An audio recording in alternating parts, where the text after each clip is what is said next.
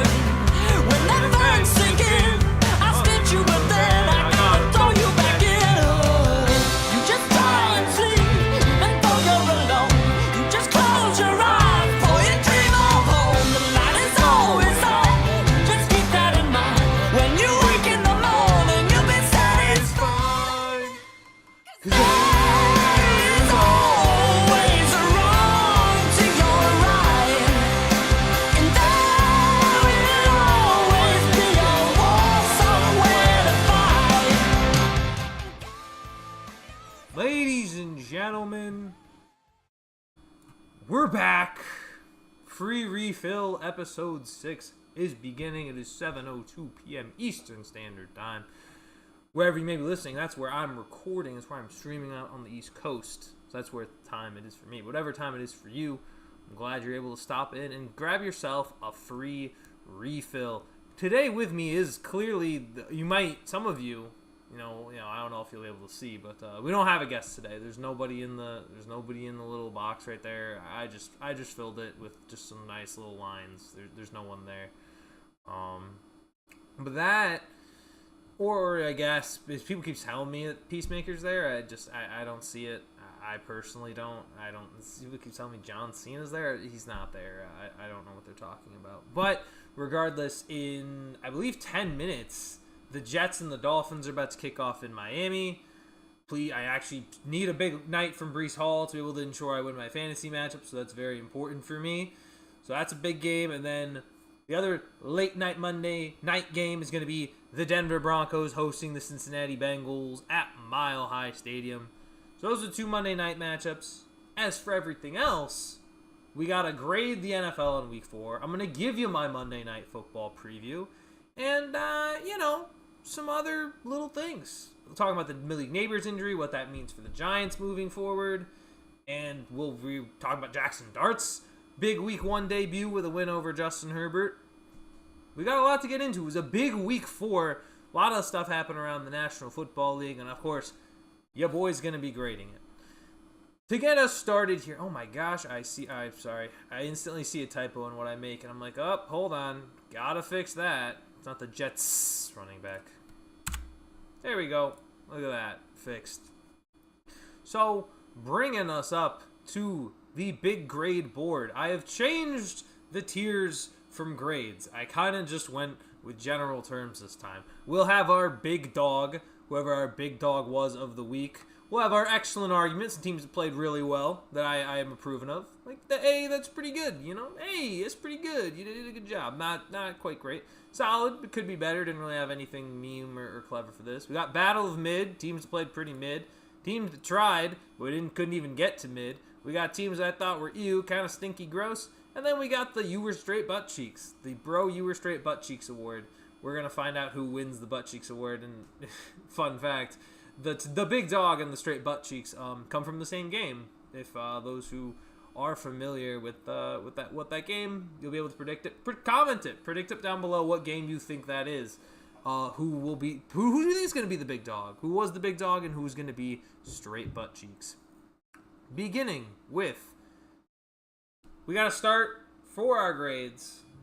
We got to rewind to Thursday Night Football to start there with Seattle and Arizona. But before we even get to that, it's very important and pertinent that we discuss the New York Jets and the Miami Dolphins tonight.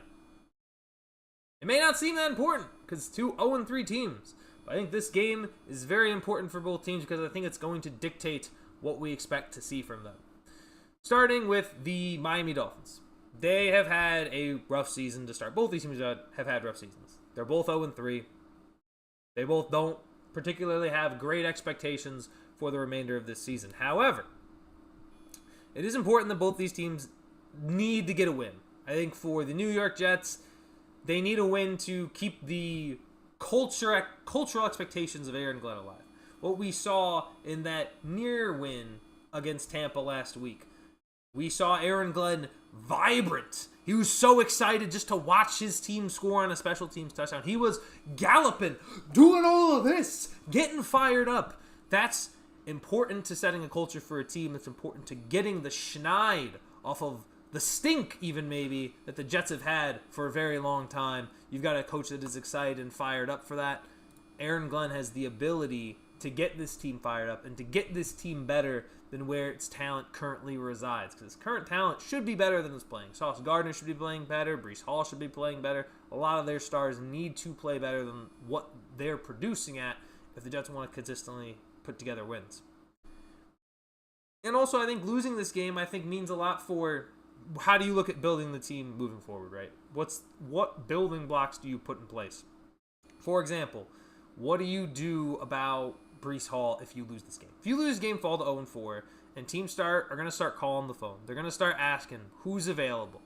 Breece Hall could be one of those guys. Going into a contract year, you have a young running back in Braylon Allen who isn't great, but overall is better and healthier than Breece Hall. Teams will answer. Teams might give up some draft capital, and it might get to a point where you may be after 0-4, you may be 0-5. You might be worse than that, and Breece Hall is just going to walk in free agency, so the logic would stand. Why not trade him while he has some value and you have control over his contract to get draft capital for him if they lose that game? As for Miami, it's the exact same thing. If you lose this game, heck, there's a good chance your coach gets fired if you lose at home in primetime against another division rival. Mike McDaniel needs to win this game for his job. If they lose this game, they toss him out after 0-4. That is my humble opinion. I don't care how they lose the game. You cannot lose back-to-back primetime games. These are on Monday night, Thursday night. The whole America's watching. You're gonna get fired if you lose that again. It doesn't really matter how you lose it again, especially if you're gonna lose it to a team that is just as bad as you on paper. You're both 0-3. You're both not good teams. You should be playing better than this. And it's not good to see what Miami is doing. And clearly, John Cena and Peacemaker agrees based on his clear approval. But that's the issue. Is can Miami actually put together a win tonight with the offense that they've had? I think it's important. What they need to do is very simple. They need to attack where the Jets have been bad, which is in a lot of passing situations. And I honestly, there's a good chance they go after Sauce. I think there's a good chance they try to target Tyreek Hill on a lot of those one-on-one opportunities, especially crossing routes, especially any in-breaking route or even out-breaking route on like some deep corners against Ahmad. I think he still needs to keep earning his name Sauce, but most people recognize him Sauce. They got to go after Ahmad Gardner. They got to test this Jets defense. They got to see what they're showing because the Jets defense hasn't proven itself yet this year. If I had to pick a game between these two teams right now, it's mostly a coin flip, but Miami, to me, with the extra rest after playing on Thursday, and even with the extra game on Monday night to prepare, right, because you get that Sunday, I feel like Miami should win this game, especially the fact that they're at home, especially the fact that Justin Fields is just now coming back off a concussion. That is a quarterback upgrade, but is it going to look like the offense we saw in Week 2 against the Bills, or is it going to be the offense that we saw Week 1 against Pittsburgh? That's also a coin flip for me. I would imagine it'd be Week 1 just because Miami's defense is so atrocious. That's why it feels like such a coin flip. But Miami, with the extra prep time and being at home, that should play a factor. And I think Mike McDaniel has so much to coach for. Like, he's coaching for his job right now. Every single week he's going to be coaching for his job. If he loses this, especially if he loses this one, I think he's officially fired. I think we will get the notification on Tuesday morning that, boop, Mike McDaniel is out in Miami. That's the first Monday night game tonight. That starts in 5 minutes. I'll be like having it on my phone, so if I get distracted, that's what that is. I'm watching these teams mostly probably suck, is my guess. The other game that is playing tonight. The Denver Broncos are hosting the Cincinnati Bengals. And I will tell you right now, I think Cincinnati gets absolutely wrecked. I saw them against Minnesota. They probably should have lost to Jacksonville, I'll be completely honest there. I don't think Jake Browning rights the ship. If you saw Denver against the Chargers last week, it was a tight game, and Denver got pressure on Justin Herbert all game long. Now, Herbert's good enough to make throws that will keep them in the game. Jake Browning is not. You're just going to have to rely on Jamar Chase to have any competition, any opportunities in this game. And if you don't, then you're done. And I think what the Bengals are looking for in this game is very simple. Is Browning good enough to hold the ship for the Bengals? The real answer is something that most people already know. He's not. He's not good enough. They should be in the market for a quarterback, whether that be it could be like a Russell or Jameis. It could be maybe a Kirk Cousins. It's got to be somebody, because it cannot be Jake Browning. You cannot allow a season to go to waste, especially if there's even the slightest chance that Joe Burrow can play at the end of the year and get you guys into the playoffs. I just don't see how you can just be throwing that away by letting Jake Browning start. I really don't. I don't think he has the ability to hold the ship for 3 months, because he's already shown it's very difficult to even hold it for just a game. And that team, by the way, that you were playing was also starting their backup. So it tells you a lot about where, I guess, potentially the differences in backup quarterbacks, obviously. Like, the difference between Browning and Burrow is much larger than between, like, McCarthy and Carson Wentz. But it's still not good. It doesn't change the fact that your quarterback's out 3 months. You need to find an upgrade somewhere. And it's not going to be with Browning. I think Denver wins. I think Denver cleans up house. I don't think they win as by much as the Vikings did last week, but I still think it gets ugly quickly. That's my guess for that game. But big games tonight, even though it might not look that way, every game in the NFL is important. Every single one is incredibly important. And speaking of those games, let's talk about those games that happened while Monday Night Football is going on. Let's move it over to the ranking system. Let's start with Thursday Night Football. This was the Seattle Seahawks against the Arizona Cardinals. Seattle won 23-20. They were dominating for the majority of the game, but Arizona came back. They did some pretty good stuff. They almost won, but Seattle was able to get the final game-winning drive, and I'm going to give them, you know what, that's pretty good. That was pretty good overall by Seattle. When you see what Sam Darnold was able to do on the last drive, a lot of people, especially if he was back with the Jets or even with the Vikings, would have said things like, oh, the Seahawks are going to throw. They're going to choke the game away. And then Sam, cool, calm, collected, hits Jackson Smith and Jigba for a big play, who has had a great start to the year, especially in the first 3 games. I think he had, 323 receiving yards. He was averaging 100 yards a game. That is impressive. They've clearly shown that they have faith in him and the number 1 receiver. Despite injuries to the secondary, with guys like Devon Witherspoon being out, guys have stepped up in the back end. Kendrick has been really good. Should have probably one more interception than he does, because I think he dropped one in the game against the Steelers. I mean, they've got a young secondary that is playing out of their minds right now. And I got to give them a lot of credit.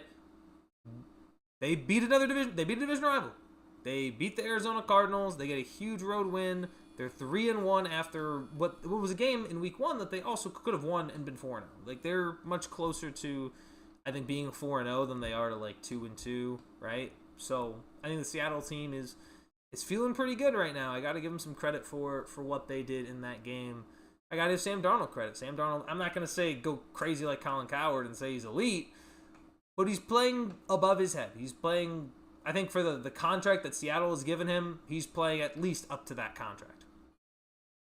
As for Arizona, you tried. You tried. I mean, listen, Kyler Murray didn't have a great game. I know he had 2 interceptions. Were really Marvin Harrison Jr.'s fault. I don't know what to make of this team. I mean, losing James Conner, that hurts, right? That's a huge backbone to what this offense provides. Without him, I just don't think this is an offense that is remotely the same. I don't think you can continue to run it through Benson and DeMercado the same way. I think you need to rely on guys like Marvin Harrison Jr. more, and he came through in the second half. But that first half was huge. I mean, it set a large part of the tone. Like, it felt like it set such a huge tone for the majority of the game. I can't buy into Arizona right now. I can't really give them... I can only really say he tried. I don't even think they were mid. I don't even think they were better than them. They just tried, and it clearly wasn't enough. But good effort. Good effort, Kyler. But I again, this just feels like, and every time I talk to someone about the Cardinals, it just feels like they want to move off Murray. It feels so badly that they want to move off Kyler because they don't have another choice. Like, they want to move him off him. They want to move away from Kyler Murray. But the problem is nobody wants him. Nobody's really actively trying to go get Kyler. Kyler's contract isn't favorable for anybody, including Arizona. So it's just not in a good spot right now. But we'll see where it goes. How about, you know what? Let's keep moving to the London game. Or not London. It wasn't London. I keep saying London. It was Ireland. It was in Ireland. The Minnesota Vikings played against Pittsburgh Steelers. I'm going to say this right now. Pittsburgh looked... I hate to be biased. No, I'm not kidding. I love to be biased for my own team. Pittsburgh killed it. I think considering, like, the end of the game, yeah, Pittsburgh had to have a heart attack. You had to give me a heart attack. You had to make me panic. But no Jaylen Warren. I was like, oh my gosh, we're not going to be able to do anything. Our offense is cooked. Rodgers, 18 of 22, 200 yards. I know a lot of it came on one play. He looked in control of the game. No Jaylen Warren. Kenneth Gainwell ran at 5 yards a pop, had 99 yards rushing. Like, they did a very good job running the ball. They were excellent in the run game. The offensive line is only going to get more cohesive as a unit as the season goes along. I think I really feel like it could have been 4-0. They should have played better at home against Seattle, but they got the win in Ireland. It wasn't always pretty, but they did what they needed to do. As for the Vikings, and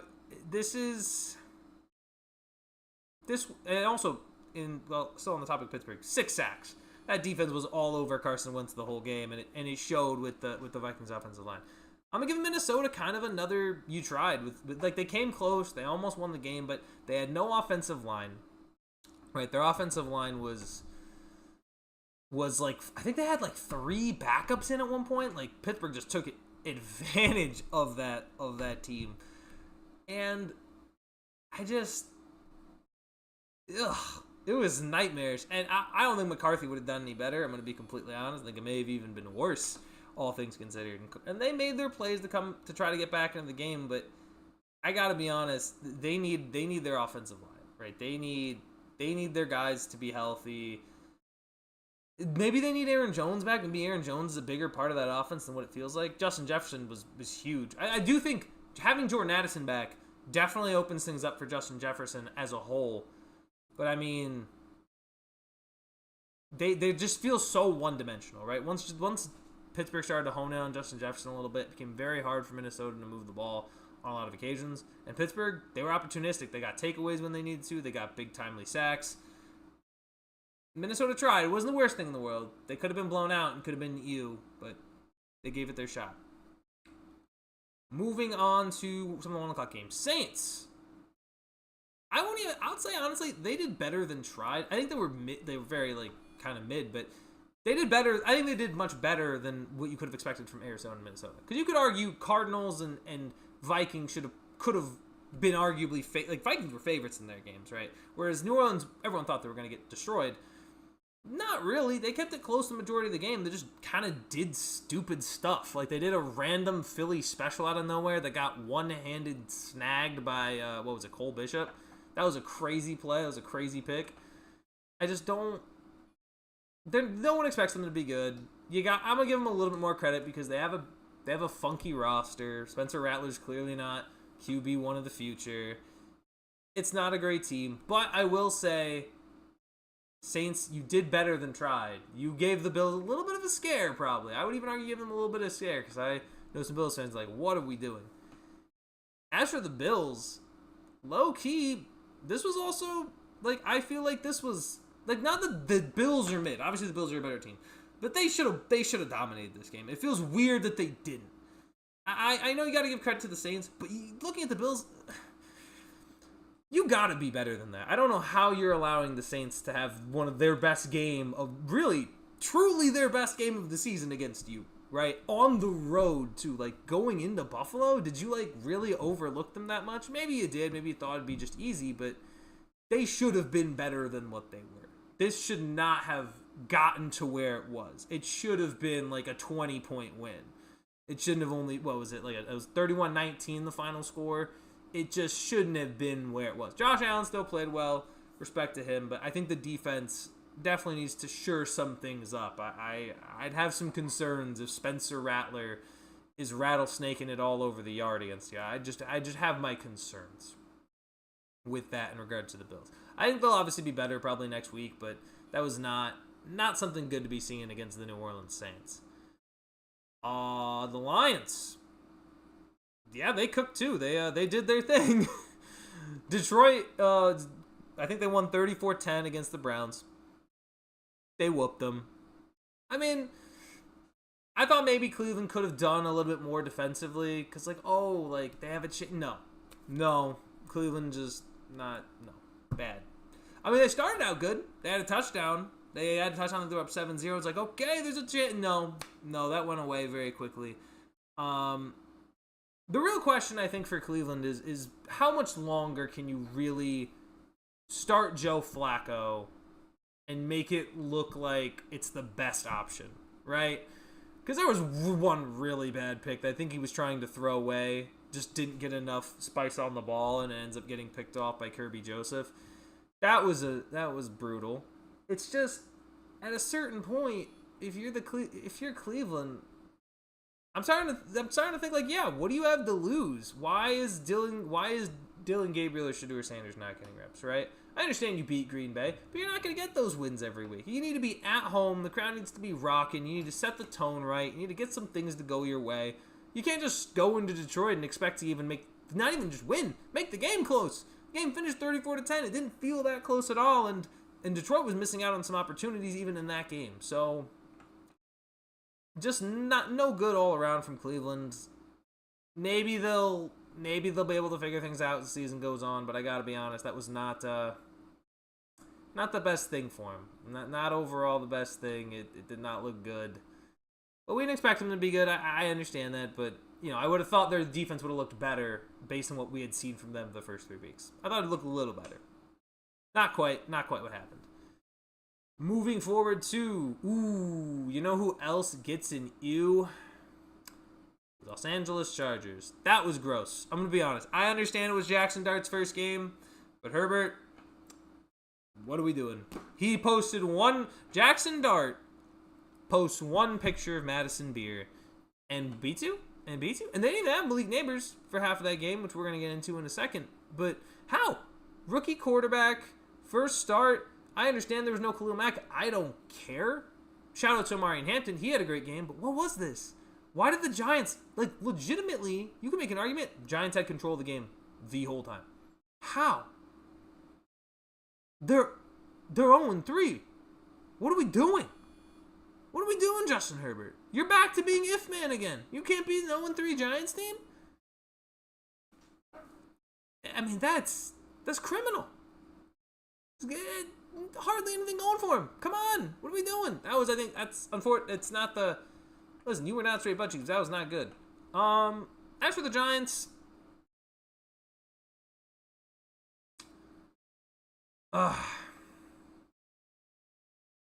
As for the Giants, I don't know. Because I think reasonably, right, they won. They beat They beat a 3-0 Chargers team. I'll put them in with Seattle. I don't think it was perfect. I think there were a lot of overall miscues from the Giants team. But you got to give credit. Jackson Dart used what he had. And what he had were his legs. He was using his legs. He was fighting for yards. He was picking up first downs. You got to give Jackson some credit. I think he 100% feels he's got the attributes. He's got the leadership mentalities. Even just hearing him talk after the game, with the way he was when he was asked about Russ, I felt he was very professional. I think he's got qualities to be a good quarterback as long as New York can continue to support him with good offensive line play, good receiver help, and just overall giving him his opportunities to let him sling it. Now, the one thing that is concerning is Malik Nabers, and that fundamentally changes their offense. It just will. When you lose a player like that, it's devastating. It can be devastating for an offense. I think you saw it when the Giants would lose Saquon. When the Giants would lose Saquon, they would almost become unwatchable. Now, I don't think it's that bad. I think they have some other pieces that can help. They'll just have to do more, like Cam Scadaboo, Wandale Robinson will have to be more involved, maybe Theo Johnson for some red zone opportunities, but it is concerning to see what happened with the Giants and Malik Nabers. It's just, I hope Malik Nabers will get back healthy and be on the field sooner rather than later. Probably not this year, but hopefully he's ready for week 1 of next year. It's a brutal loss. I think it's a brutal loss because you were hoping to see that Malik Nabers, Jackson Dart chemistry, and it was not meant to be this year, unfortunately. I hope Malik Nabers gets better, but the question is now who is going to fill in that role as like maybe a number 2 guy? We'll have to see. Let me actually before we even do it, I want to double check Giants. I want to do 2 things. Number 1, I want to check Giants depth chart. Number 2, I haven't loaded Jets Dolphins onto my phone, so I'm going to do those 2 things. Wow, I speak. Darren Waller's first catch back in 2 seasons. Tyreek Hill's fired up. He's headbutting his teammates. Right, so now it's like Darius Slayton or Jalen Hyatt, right? For the depth chart at wide receiver, right? So it's Wandale's now the 1. Now you have to play Darius Slayton or Jalen Hyatt as the 2 or 3. I like Jalen Hyatt's upside because I think at some point, like Darius Slayton has very clearly capped out at a ceiling over a certain point in time. But at the same time, like it's gonna be heavy dosages of like Cam Scadaboo out of the backfield and Wandale Robinson. That is to me what is likely to happen overall, just moving forward. I don't see a world in which that is not the case, right? Like there's just come on game. Wow, Miami's already up 3-0. Okay, classic. I just have it right here. So we're gonna see what Justin Fields looks like tonight, but in this game. But I feel bad for New York though. They were looking to see their young quarterback and their young wide receiver, and it just doesn't look like it's meant to be this year. But next year, that could be a very exciting tandem. I'm just interested to see who steps up outside of Scadaboo and Wandale Robinson. My guess, some form of Jalen Hyatt. If Jackson Dart goes on a winning streak, maybe they have to trade for someone, but I think that's going to be tough to do, but we will see moving forward. Moves. And speaking of moving forward, Tampa. Oh, Tampa. You tried. Maybe you tried should be ahead of Battle of Mid. I don't know. I feel like these are 2. I'm going to make this Battle of Mid. Because I feel like Battle of Mid should be much lower, and then like the You Tried is like, oh hey, like you get a little consolation prize. I feel like that's because I'm gonna be real. Like I feel much better about Tampa, especially doing what they did versus anything else. Yeah, Tampa being here makes sense. And listen, I'll be honest, I'm surprised they even came back and like were even in that game. Like because I feel better about Tampa coming back against a very good Super Bowl champion Eagles team. Their special teams have been bad. I mean, that's really the kicker. Their special teams have not been good. They got a kick blocked against the Jets. They got a punt blocked against the Eagles. Like, that's no one else. I don't think anyone else has had 2 blocks happen against them this year. So, the question, like, that's something you need to fix, right? Obviously, you need Mike Evans back healthy as well. That's going to help out your offense. Egbuka's still very much proven he can get the job done. And Chris Godwin, they still need to get into the rotation more moving forward. But for Tampa Bay, I think they'll be fine. Like, losing to the Super Bowl champs is not like the worst thing in the world. They almost came back and won. I got to give them credit. They tried. Tampa, you tried. You put your best foot forward, and you'll be okay moving forward. As for the Eagles, this is my first solid performance, but could have been better, and I'll tell you why. That team completely disappeared in the second half. It just did. It went away. Jalen Hurts, I think, was 0 of 8 in like the final, in like late in the game. Like there was no offensive play from Philadelphia, none. And then again, this is becoming a trend. Philadelphia is 4-0, but has yet to put together a game and close it out. Like Rams almost beat them at home, and then they almost let Tampa come back. And maybe it's, you're the Super Bowl champion, right? Everybody wants to get that, everybody wants to take you out. Everybody wants to get that hit on you, right? Like everybody's like, oh, you're going to get our best punch. But they should be better. They should be playing better than what they are playing right now. That's what it feels like to me. They should be playing better, and fundamentally they're not. And if they can put something together, if they can put a whole game together, then I'm willing to change my mind and say, yep, this team's... And they're still fundamentally the favorite. But, now they're going to go to Denver. If that game... Denver... I mean, Mile High is not an easy place to play in general just because of the altitude, and they've also got a good pass rush. So, we'll see what they look like next week again. They're still probably a top 2 team in the league minimum.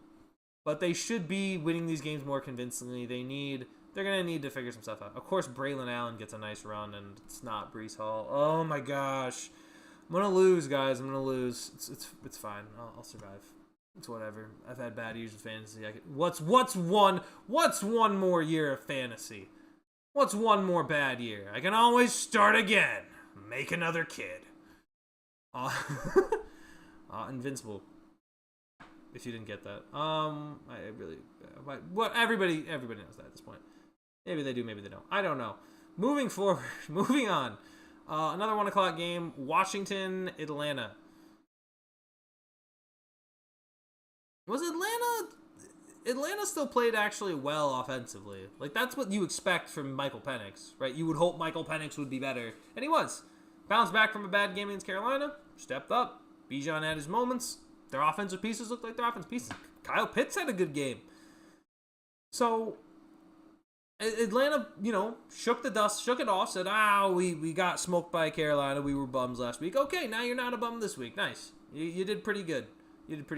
I still think it's concerning the way Marcus Mariota is able to move the ball, but they came up with timely turnovers. They held him to a fairly pedestrian passing number. Not too bad. Not too bad for Atlanta. I think a pretty good win against an NFC team that we think is right now still good. We'll see what happens in a month from now, but I think, you know what? Credit to Atlanta for getting the win. As for Washington, they felt mediocre. I mean, I say battle of mid just because they kind of were mediocre. I don't think they always felt kind of out of this game. I don't know. I get it. You're starting Marcus Mariota. You have no Terry McLaurin, so it's more difficult. So it's not like an ew. But you still need to be performing better, especially if you're a team that made the NFC Championship game last year. I understand not having your franchise quarterback doesn't help, but it still wasn't great. And I think it shows that you need to have, those are two very important pieces. And again, those are two pieces that didn't get chemistry in training camp because McLaurin wasn't there. So now McLaurin is hurt. Jaden Daniels is hurt. They're still not getting those reps. So it may take even longer for them to get on the same page. That's a little concerning for me moving forward about the Commanders. We don't know if they're on the same page. And sure, with elite quarterbacks and elite wide receivers, it should be quick. It isn't always that way. And we can't just expect it to be that way, right? They need to get in those reps. And one thing's for certain, they're not getting those reps if they're standing on the sideline in walking boots or their practice clothes or like street clothes, They need to get those reps in if they want to continue to be an elite quarterback wide receiver combo. But yeah, Washington, pretty mid performance with Marcus Mariota. I get the injuries. I really don't care. Atlanta got blown out by 30 last week against Carolina. You should have played better. I don't know what to tell you. Any other 1 o'clock games? Oh, the big dog. The big dog week. With the matchup, you could have potentially anticipated. With the big dog, you dropped 40. 40 points, 42 points. Drake made the Patriots after the fumble fest they had in Week 3 against Pittsburgh. Bounced back triumphantly and absolutely steamrolled Carolina. After Carolina steamrolled Atlanta the week before and won 30-0. That is called impressive. That's what that is. That is just quite simply impressive. Jets are in the red zone, by the way, and I don't know why they are rushing Braylon Allen so much. Are you trading Breece Hall? Are you going to trade Breece Hall? Is that the plan? Is that what we're doing now? We're just gonna trade Breece Hall. Put Breece Hall in the game. What are we doing? All right, I'm just upset. Anyway, Patriots steamrolled Carolina. It was a no contest. It was no contest. I was talking to the Panthers fan during this game. I was talking to Isaac. He said, yeah, we just suck, bro. They're not good. I can't get a beat on them. Anytime it looks like there's some positive hope for that franchise, they just remove it immediately from you. Hey, we beat Atlanta. Oh, we're going to go to New England and get absolutely flattened. Hold on, Justin Fields. Oh, he got hit with a face mask, though. That's why they... Oh, my gosh. And he throws it away. Yeah, but he got hit in the head, so it's going to be a first down. New England's the big dog, which means somebody's got to be straight butt cheeks.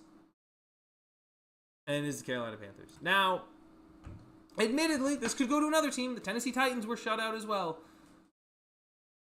But I got to be honest, it's got to go to Carolina. It's got to go to Carolina for a couple of reasons. The complete and absolute 180 of being able to play absolutely great and then somehow playing like you've never played football before is so troubling. If you want your franchise quarterback to succeed, you need to be able to build consistently around him. Consistently get wins. Consistently get stops. Consistently pick up first downs. That's not what you did, and I don't think this New England team is significantly more talented than the Panthers. But they look that way because they just completely outcoached them. And I get it, Vrabel's a good coach, but how much longer are you going to stick with Dave Canales if this is the reality that's happening? If Bryce Young is just unable to perform and is going to be straight butt cheek, why is he still there? Why? I understand people want him to succeed. I do too. But the data, everything that we've seen, is telling us the opposite. So at some point, there has to be a change, and I don't know when that will be. I don't know if it'll even be this year. But Bryce Young has to, we've seen one or two amazing games from Bryce Young, and the rest has been either mediocre or bad. I need to see better. I just need him. He needs to be better. Wait, who fumbled? Oh my gosh, wait, hold on. Wait, was that Braylon Allen? Oh my gosh, Braylon Allen's about to take it in. He fumbled the ball. Oh my gosh, the Jets are a travesty. Okay, hopefully that gets Breece Hall touches though. Hopefully they don't let they let Breece Hall get some touches in this game because oh my gosh, what a despicable play. Oh my gosh, what a good punch out of the ball. That's really impressive. I think that's Brandon. Is that Brandon Jones or is that different Jones? I don't know. Dolphins get the football though. Oh my goodness. What? I can't believe Braylon Allen just fumbled. I cannot. Oh my gosh. That's, you know what? Put Jets in straight butt cheek for now while they're playing because that was terrible. That's atrocious. And we'll put Miami in big dog for now if they're gonna keep playing like that. That's impressive to get that done. Who else do we have to grade from this previous week? We have 1 o'clock. Oh, Houston. Houston finally won a game. It was against the 0-3 Titans, but hey, they're 0-3 too. They need to pick up a win. Although to be fair, I'm gonna actually knock that down because I remember watching that game and thinking they're only up 6-0. They finally got it going. I think it was Woody Marks had a nice game on the ground. Had him benched for Tyler Algier. I had to pick which trash running backs I had to start, and I picked the wrong mediocre running back. Whatever. Texans, they got a nice win. They desperately needed it after seeing what happened the first 3 weeks. I still think they have a lot of issues. But yeah, you gotta feel good when you get your first win. It's just a good feeling. So I'm gonna make them feel good. Say that's pretty good. As for the Titans, ew. Just you know what? They can go in straight butt cheek too. We can have multiple straight butt cheek because you get shut out. I think that's default for you were straight butt cheek. Your offense has struggled. Cam Ward, I'm gonna be honest. I like Cam Ward. I think he looks the part. I think he looks like a guy who's talented and can make some big throws. However, that Titans team is so bad. He said it himself. Ass. Said what we're all thinking, right? And it's not. I don't even have words. I really don't. There were maybe I was trying to watch this game. I saw maybe 1 or 2 nice plays. I saw the throw across the body to Oya Manor, and then I saw a nice Tony Pollard run. And outside of that, this Titans team's not good. And honestly, it might mean that Brian Callahan gets fired, but honestly, they haven't put in what they traded away AJ Brown. I'll tell you right now, they ain't had a better receiver since. Why is there an ad in my face? They have not had a better wide receiver since, and it is shown. It is clear and obvious. Moving along. Out of the 1 o'clocks, 4 o'clocks. Daniel Jones and the Colts. Honestly, yeah, they were solid. I'll give them the solid because they played on the road against a good Rams team. But Daniel Jones, for the first time, we saw him throw some interceptions. Just again, you got to be better than that. I think they could have, because they could have won this game, right? Who was it? Adonai Mitchell had, or it's Adonai Mitchell, right? Hold on, I need to double check this because I'm not. Colts wide receiver. Yeah, Adonai Mitchell. Yep, that's Adonai Mitchell. Just double checking. But Adonai Mitchell fumbled out the end zone and then had an awful holding call. He basically they were short 2 touchdowns because of Adonai Mitchell. So that's brutal stuff. They need to be better, right? And I think they will be overall fine-ish. But that was not good. That's a frustrating game to lose because it was right there for the taking, and you just miss out on it because Mitchell just had 2 bad plays, and the Colts lose that game. Plus, Matt Stafford tore him up. Kenny Moore being out with injury does not help them. I think they had, I want to say it was Xavier Howard, who's now on the Colts. They had him matching up against Puka Nacua. Awful matchup. Puka ate him for breakfast, lunch, dinner, snack on the plane ride home, dinner tonight. Like, he had him in the fridge. He had him for leftovers. Like, he's got him like Thanksgiving leftovers. That's how much he cooked them. Is that he still is probably eating him today. It's just not good. Not good for the Kenny Moore Colts. But they still showed resolve. They still could have very much won this game. I'm going to give the Colts their credit. They were solid, but they need to be better if they're going to win. As for the Rams, overall, I'll say A is pretty good. They weren't excellent. Obviously, the Colts had their chances, but Matthew Stafford did what he does, man. Tutu Atwell, 80-yard TD. Puka Nacua once again eating them up. Matt Stafford's a good quarterback, man. The Rams are a good team. They did what they needed to do at home against another team that's been pretty good this year in the Colts. They need to bounce back after their tough loss in Philly. They did it at home. Good job, Rams. Good job, Rams. You did it. Good job on Matthew Stafford. I think he leads the NFL in passing yards through 4 weeks, which is really impressive. So good on Matthew Stafford. I mean, Puka Nacua could be in for a historic season, which would mean Matt Stafford's a part of another wide receiver who just has a historic season. Like, let me be honest, if Matt Stafford, like Puka Nacua, technically he's on pace for 2,000 yards receiving. Because I think he has like 42 catches for 500 yards. If Puka hits 2,000 yards under Matt Stafford, I'm sorry, put Matthew in the Hall of Fame. He's the quarterback for 3 of the best wide receiver seasons of all time. Yeah, let's just do that. I think it's only fair. That'd be my case. I don't really need another argument outside of that. I think just Matt Stafford should be in the Hall of Fame, especially if Puka gets 2,000 this year. Just my little take, a little spicy take. I don't even think it's that spicy. I honestly I believe it to be true, man.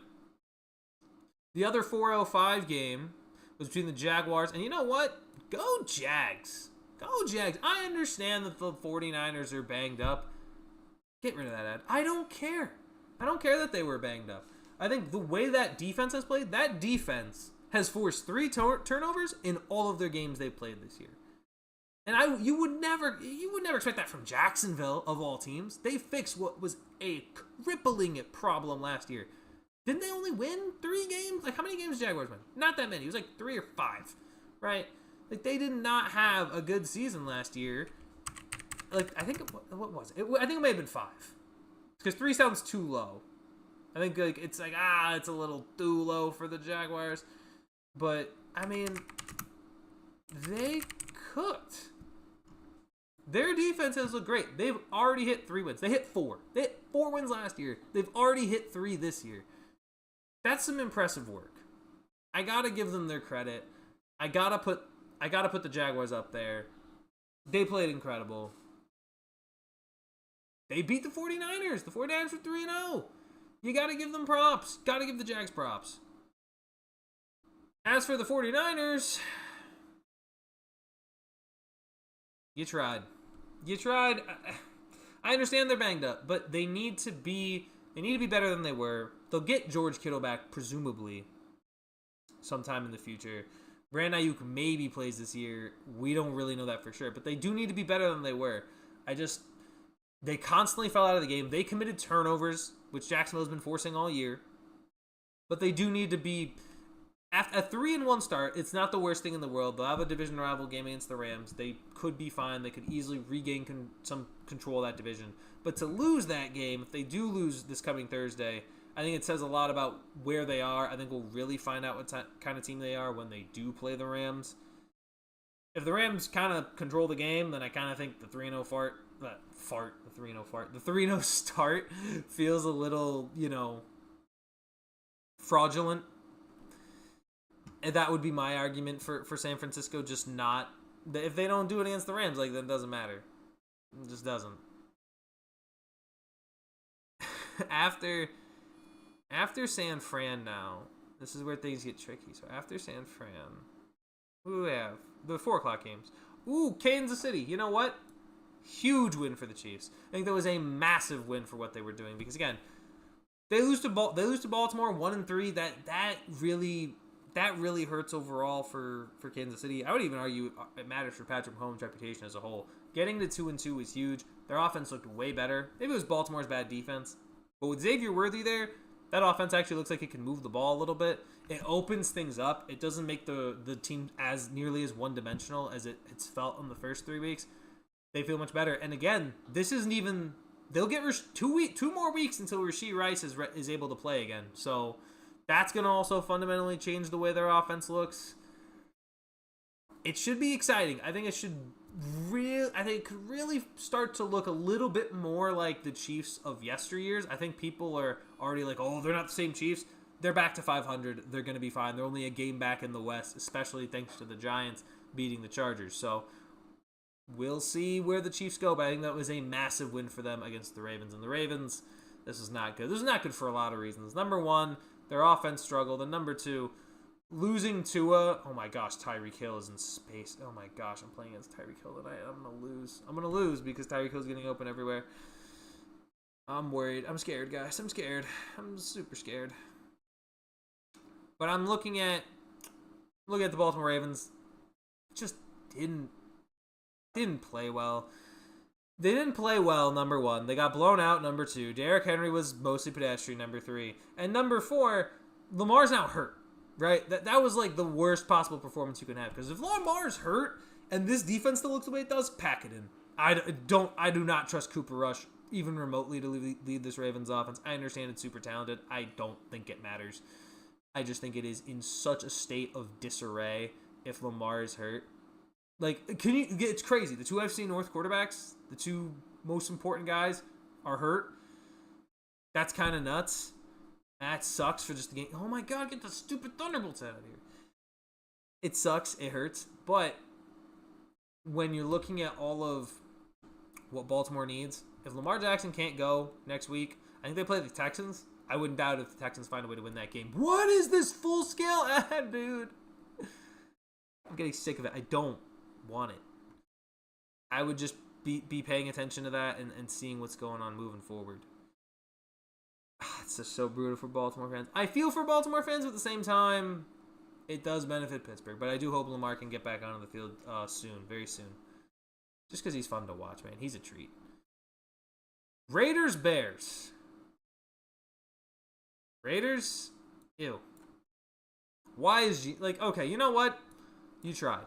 I'll be fair. Ashton Jeanty looked great. You know who did not look great? Geno Smith. 3 interceptions. 3 interceptions against a fairly average Bears defense. What are we doing? What? It's not good. I mean, it just, you know what it feels like? It just feels like such an evaluation year. They just brought in Geno to be able to measure the talent that they do have. Oh my gosh, is that Tyreek Hill again? Okay, no, that was Waddle. Okay. Oh my gosh, I'm so nervous Tyreek Hill gets in the end zone. Oh my God. It's only the second quarter, too, so he could just keep ripping off points. Ugh. My point here is this. The Raiders are bad. And again, I feel like they were overhyped. I understand they had a lot of offensive talent, but nobody knew who was stopping anybody on defense outside of Max Crosby. Ashton Jeanty needs to be basically good every single week for their offense to be good if Geno's going to play like that. And, where's Brock Bowers? Since week 1, it just feels like he hasn't been involved in the game plan. Where's Jacoby Myers? Where's the main pieces of this offense?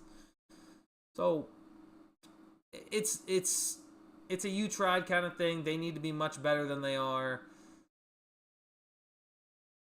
I'm impressed with some of a select few pieces like Max Crosby and Ashton Jeanty.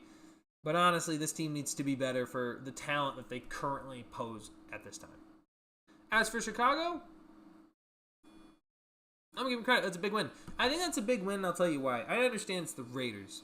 But Ben Johnson has already won 2 games as head coach after an 0-2 start. They may be against mediocre Dallas and mediocre Las Vegas. But let me tell you right now, Chicago last year loses those games. No question, Chicago loses those games last year. And this year, they have a legitimate head coach. They have a young, talented quarterback. It's not, and the thing is, the difference between Chicago and Detroit, people are not getting, is that as good as Ben Johnson is, you are not going to get the Chicago offense to ever look like Detroit. It's just not. It's not going to be the same. It's going to be a little bit different. It's going to have its own flow. It may have similar plays, but it's going to be very fundamentally different from the way Detroit's offense operates. Because Caleb Williams is a creator. He's an artist at the quarterback position, whereas Goff is meticulous. He's accurate. He gets the big throws. Get this ad out of my damn face. It's going to look different, and that is 100% okay. But the other thing is, because it's going to look different, it's not going to be as consistent. So when it booms, it'll boom. But when it doesn't, it can be really bad. And I think the highs and lows of the offense in Chicago is going to look different than what it would look like in Detroit. Especially because it's also an outdoor stadium. You have much more of a creative at the quarterback position. And it's just, you have multiple different working pieces, right? You need the offense to function in a specific way for it to accomplish that goal. And finally, we have the Packers and the Detroit Packers and Detroit. Packers and the Dallas Cowboys. This one's weird. This was ended in a tie. This game ended in a tie, and I got to tell you right now, I hated this. I hated that this game ended in a tie. I thought the scoring was impressive.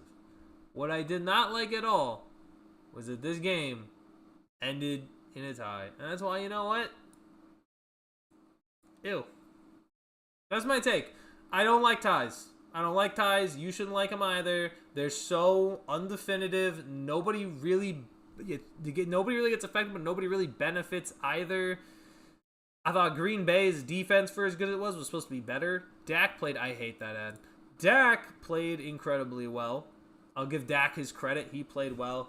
I'll give Jordan Love and especially Romeo Doubs his credit. Like, it was an incredible game. But the fact that it ended in a tie just pisses me off because you know why? I got work. I watched this game. I stay up later past my bedtime to watch this game. And then, now I got to go to work. And I'm not even satisfied because nobody won and nobody lost. Like, it's like I get no benefit coming from a tie. It's just, what are we doing? I'll give Dak credit though. Oh my gosh, was that a catch? Did he catch that? Oh my god, who was that? Darren Waller? Did Darren Waller just catch a touch? He did. Oh my gosh, he tapped. Whoa, I almost fell out of my chair. He tapped both toes in. Oh my gosh, he tapped them both. That's crazy. And they went all the way down the field after they had fumbled. They're brilliant and fumbled. That's crazy. Wait, did he get it? No way he got that. I'm watching it right now. Ooh, Darren Waller, baby. Waller's back. Waller, Amanda Waller, Darren Waller. I don't have any more. Lakers in 5. Credit to Romeo Doubs, credit to Dak Prescott, credit to the play. Josh Jacobs played well, huge for me in fantasy, but it's a tie, so it's irrelevant. Irrelevant, folks. Irrelevant. You know what? We put him in booty cheek. You booty cheek. You tied. You didn't even win the game. Lose the game. Win the game. Whatever. Just do either one. That is my grades. Anyway, those are my grades for week 4. This has been Free Refill, episode number 6. Oh, I am almost out of breath. I'm probably going to continue watching this game. I'm probably going to go eat dinner. A little late, but I'm going to go eat dinner. We're going to be here Tuesday. We're going to be here tomorrow for the show with me and Taff, so be here for that. And that's pretty much all I have. I just wanted to do that, get it off my chest, get a little rambling out. I don't get to do a lot of it at work. So I get to do it here, on this show, on this live stream, where I get to have a little bit of fun. Thank you for watching. If you enjoyed what you watched, make sure to leave a like, make sure to subscribe, make sure that the bell notification is on so you know when we are live and when we are posting things and when we are doing stuff.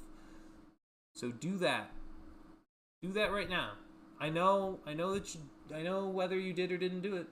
So you should get it done. I appreciate you tuning in. I'm gonna head out. And if you want to check out some other stuff, it's all over our channel, so go ahead and do that. In the meantime, I'll see y'all on the flip side. I'll see you guys next time. Bye. Forever, maybe. No, I'm just kidding. We'll be back here Tuesday.